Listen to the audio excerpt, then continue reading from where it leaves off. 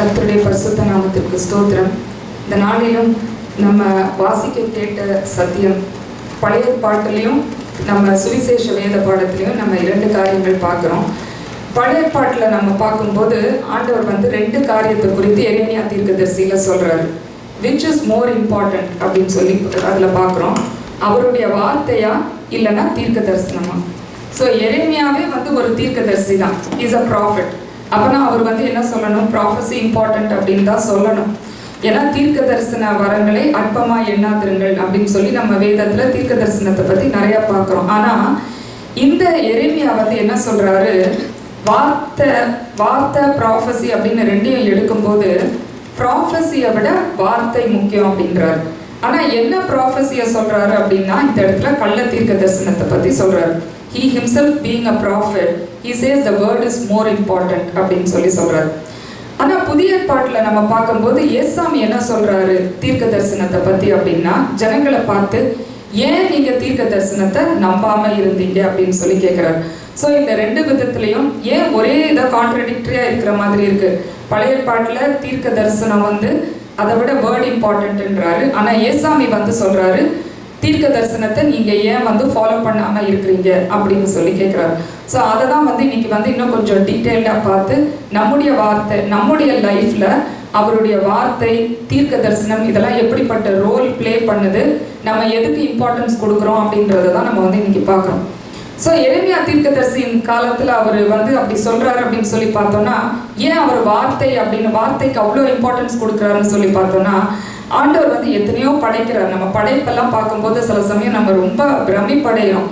ஹெவன்ஸு, இந்த universe, Galaxy, solar system, அப்புறம் அந்த கடல், இதெல்லாம் பார்க்கும்போது ஆண்டவருடைய படைப்பு எவ்வளோ பயங்கரமாக இருக்குது அப்படின்னு சொல்லி பார்க்குறோம். எத்தனையோ காரியங்களை படைக்கிறார். அவ்வளோ அழகழகான பேர்ட்ஸ், அனிமல்ஸ், ஃபிஷஸ், இதெல்லாம் நம்ம சில அக்வேரியம், சில சீ வேர்ல்டு அதெல்லாம் பார்க்கும்போது இதெல்லாம் ஆண்டவருடைய படைப்பா அப்படின்னு சொல்லி நம்ம ஆச்சரியப்படத்தக்க, ஈவன் லேண்ட்ஸ்கேப்ஸ், எர்த், இதெல்லாம் பார்க்கும்போது கூட நம்ம ஆச்சரியப்படத்தக்க விதமாக கிராண்ட் கேனியன், இன்னும் என்னெல்லாமோ நம்ம சொல்லிகிட்டே போகலாம்.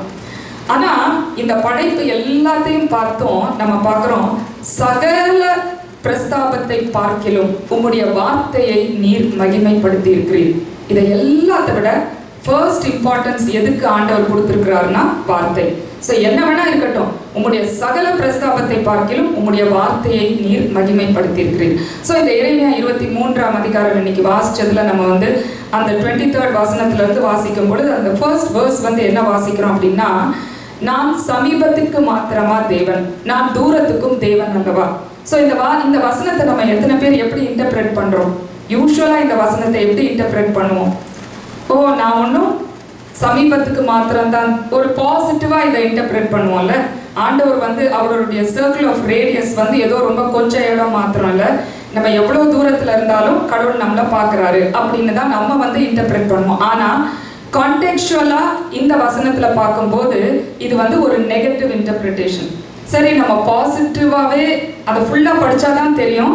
அந்த வசனத்துக்கு முன்னாடியும் பின்னாடியும் படிக்கும் போது தான் தெரியும் ஆண்டவர் நான் அது ஒரு எச்சரிப்பின் வசனமாக கொடுக்குறாரு. ஆனா நம்ம எப்பவுமே இந்த வசனத்தை எடுக்கும்போது பாசிட்டிவா எடுப்போம். பாசிட்டிவா எடுக்கிறது ரொம்ப நல்லது தான். ஆண்டவர் சமீபத்துக்கு மாத்திரம் தேவன் அல்ல, தூரத்துக்கும் தேவன். நம்ம எங்க இருந்தாலும் ஆண்டவர் நம்மளை பார்க்குறாரு, நம்மளை பாதுகாக்கிறாரு, நம்மளை ஆசீர்வதிக்கிறாரு அப்படின்னு. ஸோ அதுக்கு நிறைய எக்ஸாம்பிள்ஸ் பைபிள்ல இருக்கு. நாத்தான்வேலை பார்த்து ஏசாமி என்ன சொல்றாரு? பிலிப்பு உன்னை அழைக்கும் முன்னே நீ அத்தி மரத்தின் கீழ் இருக்கும் போதே நான் உன்னை கண்டேன். அப்போ நாத்தான்வேல் ஆச்சரியப்படுறான். அவரை சுத்தி இருக்கிற ஒரு சர்க்கிள்ல என்னென்ன நடக்குதுன்னு சொல்லலாம். எங்கேயோ நடக்கிறத அவர் சொல்றாருன்னா அப்பனா அவர் கடவுளை மாத்திரம் தான் இருக்க முடியும் அப்படின்னு சொல்லிட்டு தான் ரபி, நீர் தேவனுடைய குமாரன், நீர் இஸ்ரவேலின் ராஜா அப்படின்னு சொல்லி அறிக்கை எடுக்கிறாங்க. ஸோ அவர் சமீபத்துக்கு மாத்திரம் இல்லை, தூரத்துக்கும் தேவன். ஸோ இது நம்ம பாசிட்டிவா நம்ம சொல்ற சில காரியங்கள். அதே மாதிரி ஆகார பார்க்குறோம், வனாந்திரத்துல இருக்கிறா. ஸோ யாருமே அவளுக்கு அங்கே சப்போர்ட் கிடையாது. அவள் சத்தம் விட்டு அழுகிறாள். அவள் எவ்வளோ சத்தம் போட்டாலும் அதை கேட்கறதுக்கு கூட அங்கே ஆள் கிடையாது. ஆனால் ஆண்டவர் அவளை பேர் சொல்லி அழைக்கிறார். ஆகாரை அவளுடைய தேவைகளை எல்லாம் சந்திக்கிறார். அப்போ ஆகார் என்ன சொல்லலாம்? ஆண்டவர் சமீபத்துக்கு மாத்திரம் இல்லை, எவ்வளோ தூரத்தில் இருந்தாலும் ஆண்டவர் என்னை பார்க்குறாரு அப்படின்னு சொல்லி நம்ம பார்க்கலாம். நீதிமொழிகள்ல வாசிக்கிறோம், கர்த்தருடைய கண்கள் எல்லார் மேலும் நோக்கமா இருக்கிறது, நல்லோர் மேலும் தீயோர் மேலும். ஸோ எல்லாரையும் அவர் பார்த்து கொண்டிருக்கிறார். நம்ம எவ்வளவு தூரத்துல இருந்தாலும் எங்க இருந்தாலும், அதுதான் 139ஆம் சங்கீதத்துல நம்ம அடிக்கடி பார்க்கிறோம். எங்க வானத்துல ஏறினாலும் சரி, பூமிக்கு போனாலும் சரி, பூமியின் அடியில போனாலும் சரி, சமுத்திரத்தின் கடையாந்திரக்குள்ள போனாலும் சரி, எங்க போனாலும் ஆண்டவர் வந்து நம்மை பார்த்து கொண்டே இருக்கிறார். ஸோ அதனால அப்படி பார்த்து கொண்டிருக்கிற தேவன், எபிரேயர்ல கூட நம்ம வாசிக்கிறோம், அவருடைய கண்களுக்கு முன்பாக சகலமும் நிர்வாணமாயும் வெளியரங்குமாயும் இருக்கிறது, நாம் அனைவரும் அவருக்கு கணக்கு ஒப்புவிக்க வேண்டும். ஸோ இதெல்லாம் வந்து எச்சரிப்பின் மாதிரி. ஆனால் பாசிட்டிவாக நம்ம பார்க்கும்போது நிறைய நேரம், ஸோ அவர் சமீபம் மாத்திரம் இல்லை, தூரத்துக்கும் தேவன். நம்ம வந்து நாத்தான் வேலை போல எங்கேயோ இருந்தாலும் ஆண்டவர் நம்மை பார்த்து நம்மை ஆசீர்வதிக்கிற தேவன். ஆகார போல எங்கேயோ ஒரு கஷ்டப்பட்டு யார்கிட்டையும் சொல்ல முடியாமல், மேபி ஆகார போல நம்ம ஸ்ட்ராண்டர்டாக இல்லாமல் இருக்கலாம், பட் சில கஷ்டத்தை நம்ம வெளியில் சொல்ல முடியாமல் தனித்து விடப்பட்ட ஒரு சூழ்நிலையாக இருந்தால் கூட அப்பவும் ஆண்டவர் வந்து தூரத்துக்கும் நான் தேவன், நான் உங்களை பார்த்து கொண்டிருக்கிறேன் அப்படின்னு ஆண்டவர் வந்து சொல்றாரு. ஆனா இது வந்து நம்ம வந்து எச்சரிப்பின் சத்தமாக இந்த வேர்ஸை நம்ம எடுக்கிறோம் அப்படின்னா, எரேமியா தீர்க்கதரிசி இதை ஒரு எச்சரிப்பின் சத்தமாக யாருக்கு கொடுக்கிறாருன்னா தீர்க்கதரிசிகளுக்கு கொடுக்கிறாரு. எப்படிப்பட்ட தீர்க்கதரிசிகளுக்கு கொடுக்கிறாருன்னா, ஆண்டவருடைய நாமத்தை குறித்து அவருடைய நாமத்தின் நிமித்தம் தீர்க்க தரிசனம் சொல்றாங்களாம். கடவுள் சொல்லிட்டாரு அப்படின்னு சொல்றாங்களாம். சொப்பனம் கண்டேன் என்று இந்த தீர்க்கதரிசிகள் சொல்லுகிறார்கள். நம்ம பார்க்குறோம்ல, நிறைய பேர் ஆண்டவர் என்கிட்ட சொன்னாருங்க, என்கிட்ட வந்து பேசினாரு, அவர் மெல்லிய குரல்ல பேசினாரு, நைட்டு பேசினாரு, காலையில பேசினாரு. இப்படி அந்த காலத்திலே எரேமியா தீர்க்கதரிசனி காலத்துல பயங்கரமா கள்ள தீர்க்க தரிசனம் சொல்லிட்டு இருக்கிறாங்க. அப்போ அவங்கள பார்த்து எரேமியாவும் ஒரு தீர்க்கதரிசி தான், ஆனா அவருக்கு தெரியுது இவங்கெல்லாம் கள்ள தீர்க்க தரிசனம் இப்படி எல்லாம் சொல்றாங்க அப்படின்னு சொல்லி எரேமியாவுக்கு வந்து நன்றாக தெரிகிறது. அப்போ அந்த ஜனங்களை பார்த்து ஆண்டவர் சொல்றாராம், அதாவது நீங்க நினைச்சுக்காதீங்க, நீங்க வந்து இஷ்டத்துக்கு போய் தீர்க்க தரிசனம் சொன்னா எனக்கு தெரியாதுன்னு நீங்க நினைச்சுக்காதீங்க. நான் தூரத்துக்கும் தேவன், ஏனென்றால் I fill the heavens and the earth, நான் வானத்தையும் பூமியையும் நிரப்புகிற தேவன். அதனால நீங்க எங்க போய் நின்று எங்க தீர்க்க தரிசனம் சொன்னாலும் எல்லாம் எனக்கு தெரியும் அப்படின்னு சொல்றாரு. ஸோ வானம் எனக்கு சிங்காசனம், பூமி எனக்கு பாதப்படி, ஸோ எல்லாமே எனக்கு தெரியும் அப்படின்றாரு. அப்புறம் அவங்கள வந்து என்ன சொல்லி கண்டிக்கிறாரு அப்படின்னு சொல்லி பார்த்தோம்னா, அந்த இடத்துல என்ன சொல்லி கண்டிக்கிறாரு அவரு, நீங்க வந்து இஸ்ரவேல் ஜனங்கள் என்னை விட்டுட்டு பாகாலை வணங்குகிறீர்கள்ல, அதுதான் நீங்க என்ன விட்டு கள்ள தீர்க்கதரிசிகள் கிட்ட போறதும் ரெண்டும் ஈக்குவல் தான் அப்படின்றார். நம்ம சொல்றோம்ல, அவங்க எல்லாம் கல்லையும் மண்ணையும் வணங்கி கொண்டிருக்கிறார்கள்னு. இன்னைக்கு நம்ம ஒரு கள்ள தீர்க்கதரிசிகள் பின்னாடி நம்ம போயிட்டு தீர்க்க தரிசனம் சொல்றதும் தப்பான், அப்படி கள்ள தீர்க்க தரிசனம் கேட்கிறதும் தப்பான். ஸோ அப்படிப்பட்ட கள்ள தீர்க்கதரிசிகள் பின்னாடி போனீங்கன்னா it's equivalent to idol worship, பாகால்களை வணங்குகிறதுக்கு அது சமானம் அப்படின்னு சொல்றாரு. ஸோ அப்போ எப்படிப்பட்ட ஜாக்கிரதை உள்ளவர்களாக இருக்க வேண்டும்.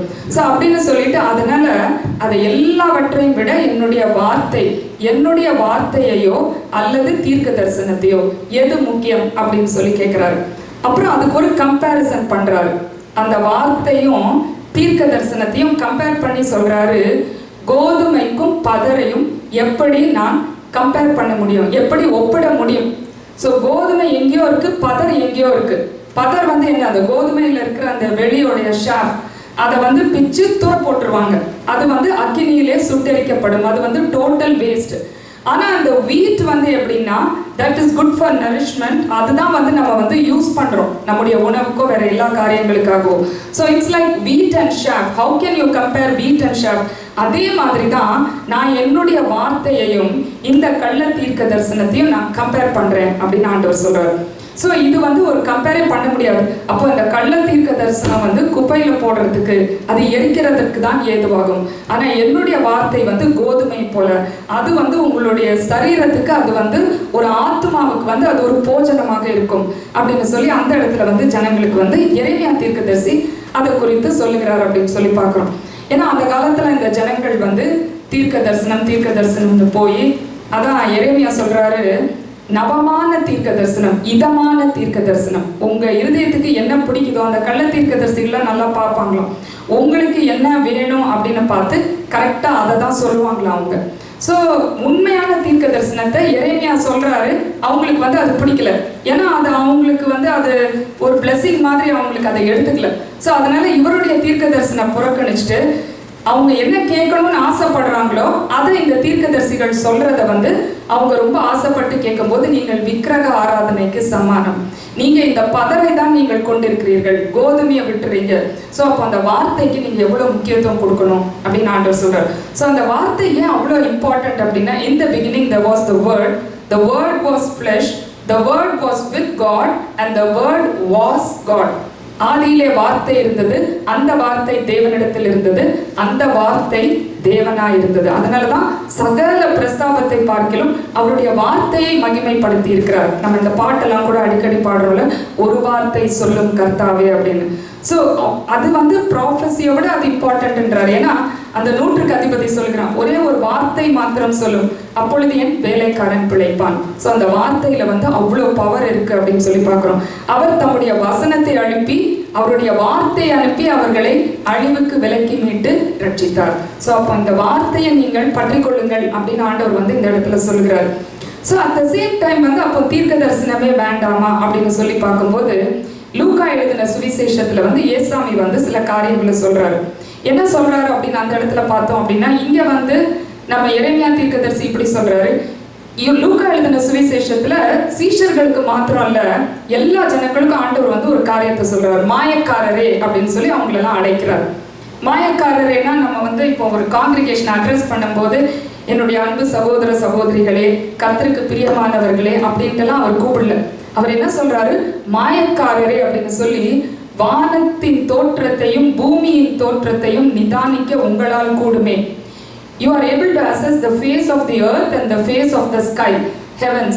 அப்போ ஏன் வந்து அதுக்கு அடுத்த ஒரு வசனம், why are you not able to discern the present time? ஏதோ நடக்க போகிற இப்போ வெதர் ஃபோர்காஸ்ட்னு பார்த்தோம்னா அவ்வளோ பர்ஃபெக்டாக அந்த காலத்தில் ஜனங்கள் வந்து அதை சொல்கிறாங்களாம். வானத்தின் தோற்றத்தை வச்சு பூமியின் தோற்றத்தை வச்சு weather forecast சொல்கிறாங்களாம்.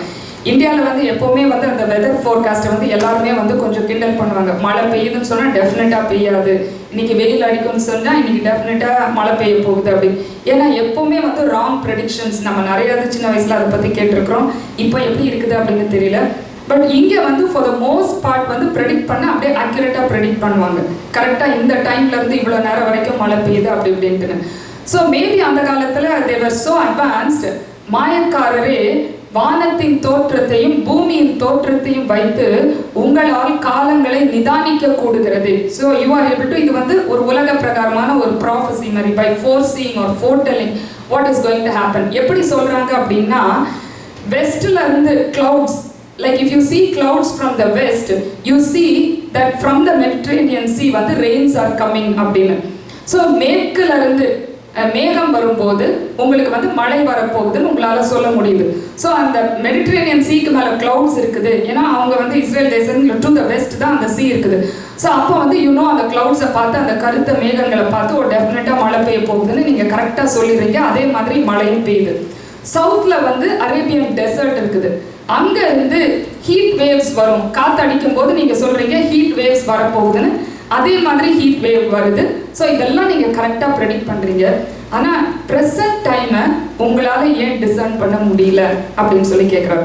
So what is this present time? We don't live for the future or for the past. இன்னைக்கு நம்ம வாழ்க்கையை எப்படி நடத்துகிறோம், அதுக்கு ப்ராஃபஸி இம்பார்ட்டன்ட் அப்படின்றாரு. இன்னைக்கு நடத்துறதுக்கு, நாளைக்கு நடக்க போகுது, எப்போ நடக்க போகுதுன்னு இல்லை, இன்னைக்கு நடக்க போகிறதுக்கு prophecy important. So what kind of prophecy is talking about here அப்படின்னா, என்னுடைய முதல் வருகையை குறித்து எத்தனை பேர் ப்ராஃபஸி பண்ணியிருக்கிறாங்க, நீங்கள் அதை ஏன் பிலீவ் பண்ண மாட்டேங்கிறீங்க? பிலீவ் பண்ணியிருந்தா இன்னைக்கு என்ன ஜீவனுள்ள தேவனுடைய குமாரனாகிய கிறிஸ்துன்னு ஏற்றுக்கொண்டிருப்பீங்க. But you don't want to accept me, ஏன்னா you are not believing prophecy அப்படின்றார். ப்ராஃபஸி அப்போ எவ்வளோ இம்பார்ட்டன்ட். நம்ம வந்து உனக்கு வீடு கிடைக்கும், இல்லைன்னா உனக்கு க்ரீன் கார்டு கிடைக்கும், உனக்கு குழந்தை பிறக்கும், இந்த மாதிரி ப்ராஃபஸியை தான் நம்ம வந்து ப்ராஃபஸின்னு நினச்சிக்கிறோம். ஆனால் ஏசாமி என்ன சொல்கிறாரு, எம்மாவூர் சீஷர்களை கூட ஏசாமி அப்படிதான் கடிந்து கொள்ளுகிறாரு, நீங்கள் ஏன் தீர்க்க தரிசனத்தை நம்ப மாட்டேங்கிறீங்க அப்படின்னு. ஏன்னா எம்மாவூர் சீஷர்கள் வந்து கவலையோடு போய் கொண்டிருக்கிறாங்க. உண்மையிலே அவங்க தீர்க்க தரிசனத்தை நம்பி இருந்திருந்தாங்கன்னா அந்த கவலை வந்து அவங்களுக்கு வந்திருக்காது. அவங்க என்ன அவ்வளோ கவலையோடு மிகுந்த மன கலக்கத்தோடு அவங்க நடந்து போய் கொண்டிருக்கிறாங்க. அப்போ ஏசாமி அவங்கள பார்த்து சொல்றாரு, மோசே முதலிய தீர்க்கதரிசிகள் கூறினவற்றை விசுவாசியாமல் இருக்கிற மந்த இருதயம் உள்ளவர்களே. வேதத்துல எவ்வளவு ப்ராஃபெட்ஸ் சொல்லியிருக்கிறாங்க என்ன குறிச்சு. அதை மாத்திரம் அந்த ப்ராஃபஸியை மாத்திரம் நீங்க நம்பி இருந்தீங்கன்னா இன்னைக்கு உங்களுக்கு இந்த கலக்கம், இந்த துக்கம் இதெல்லாம் உங்களுக்கு தேவையே வரவே வந்திருக்காது. நீங்க ப்ராஃபஸியை நம்பாததுனாலதான் இன்னைக்கு நீங்க கவலைப்பட்டு கஷ்டப்பட்டு கொண்டிருக்கிறீங்க. இல்லைன்னா இயேசு கிறிஸ்து வருகிறார், அவர் முதலாம் வருகை வருவார், வந்து உங்கள் தேவைகளை எல்லாம் சந்திப்பார், உங்களை அடிமைத்தனத்திலிருந்து விடுவிப்பார் அப்படின்ற அந்த கான்செப்ட் உங்களுக்கு, அந்த ப்ராஃபஸியை நீங்க நம்பி இருந்தீங்கன்னா இன்னைக்கு நீங்க கவலையோடு இருக்க மாட்டீங்கன்னு சொல்லி ஏசாமி வந்து prophecy for prophecy, but what kind of prophecy அப்படின்னு தான் அவங்களே வேதத்திலே வந்து அகேன்ஸ்ட் ப்ராஃபஸியும் இருக்கிறாங்க, ஃபார் ப்ராஃபஸியும் இருக்கிறாங்க. இன்னைக்கு நம்மளுடைய கான்செப்ட் ஆஃப் ப்ராஃபஸி அப்படின்றது என்ன? வேதத்துல இருக்கிற ஒவ்வொரு வாக்கு தத்தமும் நமக்கு ப்ராஃபஸி தான். அதை நம்ம எடுத்துக்கொண்டு தீர்க்க தரிசனமாக இருந்தோம்னா ஒருத்தர்கிட்ட போயிட்டு நீ என்ன சொப்பனம் காண்ட, கள்ள தீர்க்கதரிசிகள் சொல்றாங்களாம், சொப்பனம் கண்டோம்னு கள்ள தீர்க்கதரிசிகள் சொல்றாங்களாம். ஒருத்தர்கிட்டயா நம்ம போக மாட்டோம். நம்ம வேதத்தை ஒழுங்கா படிச்சு அதன்படி இன்னைக்கு ஆண்டவர் ஒரு வாக்கு தத்த வசனத்தை கொடுக்குறாருன்னா அதுதான் நம்மளுக்கு ப்ராஃபஸி. ஸோ வேர்டு முக்கியமா ப்ராஃபஸி முக்கியமா அப்படின்னு சொல்லி நம்ம இங்க பார்த்தோம்னா வேர்டு தான் ப்ராஃபஸி. ஸோ அதை நம்ம வந்து ஒழுங்கா படிச்சோம்னா வேத புஸ்தகத்துல இருக்கிற இதையெல்லாம் விசுவாசியாமல் இருக்கிற மந்த இருதயம் உள்ளவர்களே. ஸோ அந்த வார்த்தை நம்ம படிச்சோங்க. ஏன்னா நம்ம இந்த கிரேட்டஸ்ட் கமாண்ட்மெண்ட் என்ன? உன் தேவனாகிய கர்த்தரிடத்தில் உன் முழு இருதயத்தோடும் உன் முழு ஆத்மாவோடும் முழு பலத்தோடும் அன்பு கூர்வாயாக பிரதான கற்பனை. ஒப்பா இருக்கிற இரண்டாம் கற்பனை, உன்னிடத்தில் நீ அன்பு கூறுகிறது போல பிறனிடத்திலும் அன்பு கூர்வாயாக. இதுல என்ன இருக்குது? இதுலதான் ப்ராஃபஸி எல்லாம் இருக்குதான். இதிலே தீர்க்க தரிசனங்களும் நியாய பிரமாணங்களும் அடங்கி இருக்கிறது. ஸோ இன்னைக்கு நம்ம வார்த்தைக்கு எவ்வளவு இம்பார்ட்டன்ஸ் கொடுக்கிறோம், எந்த அளவுக்கு ஆண்டவருடைய வார்த்தையை தியானிக்கிறோம், அந்த வாக்கு தத்தங்களை எல்லாம் நாம் சுதந்திரித்துக் கொள்கிறோம். இந்த வாக்கு தத்தங்கள் தான் நமக்கு ப்ராஃபஸி ஆண்டவர் கொடுக்கிறார். ஏதோ ஒரு வசனம் இது யாக்கோபுக்கு கொடுத்தது, இந்த வசனம் யோசேப்புக்கு கொடுத்த ப்ராமிஸ், இது வந்து எனக்கு அப்ளிகபிள் இல்லைன்னு கிடையாது. எந்த வார்த்தையை நம்ம வாசிக்கிறோமோ we can claim that as our prophetic verse. இதுதான் ஆண்டவர் நமக்கு கொடுத்த வாக்கு தத்த வசனம் அப்படின்னு சொல்லி நம்ம ஜெபத்தோடு அதை எடுக்கும் பொழுது நிச்சயமாக அதுல ஒரு வார்த்தை கூட, தாவீதுக்கு அருளின நல் வார்த்தைகளில் ஒரு வார்த்தையும் தவறி போனதில்லை. ஆண்டவர் ஒரு ப்ராஃபஸி அப்படி கொடுக்குறாருன்னா அதுல ஒண்ணு கூட நம்ம தவறி போகவே போகாது. ஆனா இது கள்ள தீர்க்கதரிசிகள் சொல்லும் போது அதுல வந்து 4 நடக்கும், ஒரு 5 நடக்காது. நடக்கிறவங்க நான் தான் நடத்த சொல்லிட்டேன் அப்படின்னு சொல்லி போய் காணிக்க கொடுப்பாங்க. நடக்கலன்னா நீங்க விசுவாசிக்கல அதனால நடக்கல அப்படின்னு சொல்லுவாங்க. ஆனா ஆண்டவர் கொடுக்கும்போது நல் வார்த்தைகளில் ஒரு வார்த்தை கூட தவறி போகாது அப்படின்னு சொல்லி பார்க்கறாங்க. இந்த நாளிலே நம்ம மாறி மாறி வாசிக்க கேட்ட சங்கீதத்துல கூட அறியாமலும் உணராமலும் அந்தகாரத்தில் இருக்கிறார்கள் அப்படின்னு சொல்லி வாசிக்கிறோம். you're unable to discern at the present time. நீங்கள் இந்த காலத்தையோ நிதானியாமல் போகிறீர்கள். என்னெல்லாமோ ப்ரெடிக்ட் பண்றீங்க, என்னெல்லாமோ செய்றீங்க. பட் இன்னைக்கு நடக்கிற பிரசன்ட் சிச்சுவேஷன் உங்களுக்கு தெரியணும். இன்னைக்கு என்ன நடக்க போகுதுன்னு தெரியணும்னா இதுக்கு முன்னாடி ஆண்டவர் உங்களுக்கு கொடுத்த ப்ராஃபட்டிக் வேர்ட்ஸ் எல்லாம் நினைவு கூர்ந்து அதை கிளைம் பண்ணி அதன்படி நீங்கள் வாழுங்கள். அவங்களுக்கு என்ன சொல்றாரு? இதுக்கு முன்னாடி நான் தான் முதல் வருகையில வரப்போகிறேன், நான் தான் மேசியா, இந்த ப்ராஃபஸியை நீங்க விசுவாசிங்கன்றார். இன்னைக்கு நமக்கு கொடுக்கப்பட்ட ப்ராஃபட்டிக் வேர்ஸ் வந்து என்னன்னு சொல்லி பார்த்தோம்னா 2ஆம் வருகைக்கு நான் வரப்போகிறேன் ஆண்டவர் தீர்க்க தரிசனமாக சொல்கிறார். அதை விசுவாசிச்சு அதுக்கு ஏற்றபடி நம்ம நடக்கும் போது, இப்போ நம்ம லைஃப்ல நம்ம நிறைய பேர் சில ஆன்டிசிபேஷனோட இருப்போம்ல, என்னதான் முதல் வருகை 2ஆம் வருகை இதோட ப்ராஃபஸி முடிஞ்சிருச்சா, என் லைஃப்ல சில காரியங்கள் எல்லாம் எப்போ நடக்கும் அப்படின்னு ஒரு யாராச்சும் ஒருத்தவங்க சொன்னா, தட்ஸ் ஹியூமன் டெண்டன்சி, ரைட்? யாராச்சும் ஒருத்தர் நம்மளுக்கு சொன்னா நல்லா இருக்கும் அப்படின்னு சொல்லி நம்ம ஆசைப்படுறோம்.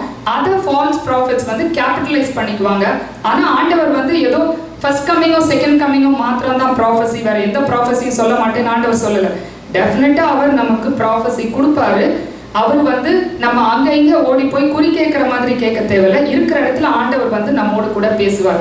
வசனத்தின் மூலம் பேசுவார், இல்லைன்னா ஒரு போதகர் மூலம் பேசுவார், யார் மூலம் வேணாலும் ஆண்டவர் பேசுவாரு. பட் வந்து நம்ம வந்து அதுக்காக நாடி தேடி ஓடுறதுன்னு கிடையாது.